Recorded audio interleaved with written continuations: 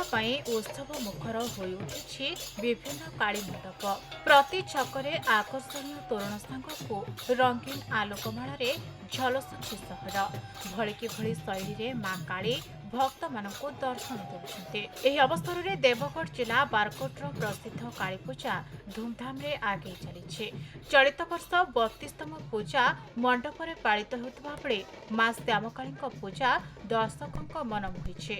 प्रति छकरे आकर्षणीय तोरण दर्शकଙ୍କୁ आकृष्ट କରିବା सहित निकटवर्ती जिला तथा सुंदरगढ़ राउरकेला बणईगढ़ अनुगुल जिलार पाललहड़ा सहित सीमांतवर्ती अंचल और निकटवर्ती कोचिंडा अंचल हजार हजार श्रद्धालु मां को दर्शन करने आसी भिड़ को दृष्टि रखी देवगढ़ जिला पुलिस पक्षर ट्राफिक व्यवस्था को कड़ाकड़ी कर शांति श्रृंखला पूजा समापन पर वरिष्ठ प्रशासनिक अधिकारी माने बारकोट प्रसिद्ध कालीपूजा कमिटी सहित आलोचना करी रूपरेख प्रस्तुत करते।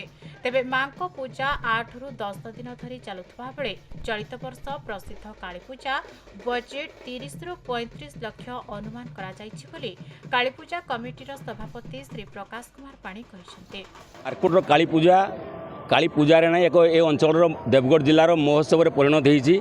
देखु देखु 32 वर्ष बीतीगला से दिन ठारू कालीपूजा महासमारोह पालित हो आसुचे ए वर्ष बहुत आकर्षणीय आज आम देखुलु बुली बुली यात्रा बहुत माने पब्लिक आसी समस्ते 3-4 जिलूर आसी माने महोत्सव देखापी आसी विभिन्न राज्य बहुत माने बिजनेसमैन आसी व्यवसाय भलरे करुँच। आम माँ काली प्रार्थना करूँ वर्षा केमती न हो एवं काली पूजा 10 दिन धरी भलरे हो।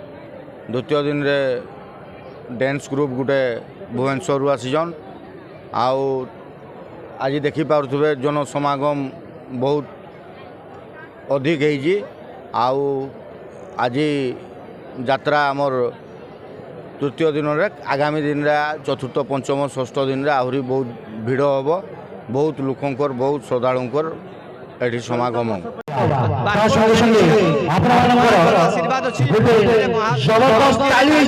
मैंने एटाक आसी बहुत दूर आसुँच जो कमिटी तार जो प्रयाग जारी रखी आज 32 वर्षर पूजा भितर भगवान माँ को एत आशीर्वाद अच्छी जे अंचल बर्तमान सुख समृद्धि भरपूर हो आम आशा करूँ सब देखला लगुच सत्य जमी माने भगवान को आविर्भाव ये जगह ही सुनिश्चित भाव हो सारी।